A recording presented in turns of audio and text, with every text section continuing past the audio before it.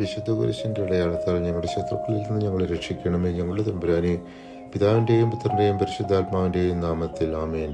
വിശുദ്ധ ഗ്രന്ഥം പഴയ നിയമം 33 പുസ്തകമാണ്. 48 അധ്യായങ്ങളായി വിവരിക്കുന്ന എസെക്കിയേൽ പ്രവാചകന്റെ പുസ്തകം. ദൈവത്തിന്റെ മഹത്വവും പരിശുദ്ധിയും, വിശ്വാസത്യാഗത്തിന്റെ ഫലങ്ങൾ, ശിക്ഷയ്ക്ക് ശേഷം പുനരുദ്ധാരണം, പുതിയ ഹൃദയം, പുതിയ ആത്മാവ്, ദൈവജനത്തിന്റെ ഭാവി മഹത്വം എന്നിവയാണ് ഈ പുസ്തകത്തിന്റെ ഉള്ളടക്കം.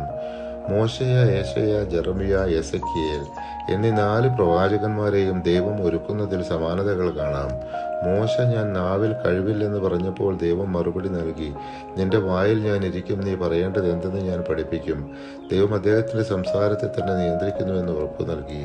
ഏശയ്യായ്ക്ക് ദേവാലയ ദർശനത്തിൽ ദൈവദൂതൻ ഒരു ചൂളക്കനലുമായി വന്ന് അദ്ദേഹത്തിന്റെ അധരങ്ങളെ തൊട്ട് ഇതിലൂടെ മനുഷ്യഭാവം നീക്കി ദൈവവചനം പറയാൻ അനുയോജ്യനാക്കുകയും ചെയ്തു.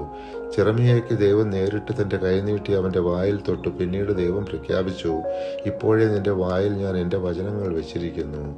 ദൈവം എസെക്കിയേലിനൊരു ചുരുൾ നൽകി, ഇത് തിന്നുക, പിന്നെ ഞാൻ പറയുന്നവ എഴുതുക. അദ്ദേഹം ചുരുൾ തിന്നു, വചനം അവന്റെ ഉള്ളിൽ നിറഞ്ഞു. ദൈവം പറഞ്ഞു, ഇപ്പോൾ എന്റെ വചനങ്ങൾ പറയുന്നു. ഈ 4 പ്രവാചകന്മാരും മിശിഹായുടെ വരവ് വെളിപ്പെടുത്തുന്നു. മോശയുടേത് നിയമാവർത്തനം 18 അധ്യായം 15 തിരുവചനത്തിലും, ഏശയ്യായുടേത് ഏശയ്യ 7 അധ്യായം 14 തിരുവചനത്തിലും, ജെറമിയായുടേത് ജെറമിയ 23 അധ്യായം 5, 6 വചനങ്ങളിൽ നാം വായിച്ചു. എസെക്കിയേലിന്റെ പുസ്തകം 43 2 മുതൽ 5 വരെയുള്ള തിരുവചനങ്ങളിൽ ഇപ്രകാരം കാണാം: ഇസ്രായേലിന്റെ ദൈവത്തിന്റെ മഹത്വം ഇതാ കിഴക്ക് നിന്ന് വരുന്നു. അവിടുത്തെ ആഗമനത്തിന്റെ ശബ്ദം പെരുവെള്ളത്തിന്റെ ഇരമ്പൽ പോലെയായിരുന്നു. ഭൂമി അവിടുത്തെ തേജസ് കൊണ്ട് പ്രകാശിച്ചു.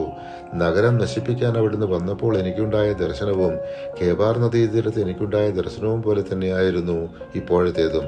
ഞാൻ കമിഴ്ന്നു വീണു. കർത്താവിന്റെ മഹത്വം കിഴക്കേ പടിപ്പുരയിലൂടെ ദേവാലയത്തിൽ പ്രവേശിച്ചു. അപ്പോൾ ആത്മാവ് എന്നെ ഉയർത്തി ഉള്ളിലെ അങ്കണത്തിലേക്ക് കൊണ്ടുവന്നു. അതാ ദൈവമഹത്വം ആലയത്തിൽ നിറഞ്ഞു നിൽക്കുന്നു. പരിശുദ്ധാത്മാവെ, തിരുവചനത്തിന്റെ അനന്തശക്തിയാൽ ആത്മാവിന്റെ ബലങ്ങളും ദാനങ്ങളും നൽകി തീക്ഷ്ണതയാൽ ഞങ്ങളെ ജ്വലിപ്പിക്കണമേ. ആമേൻ.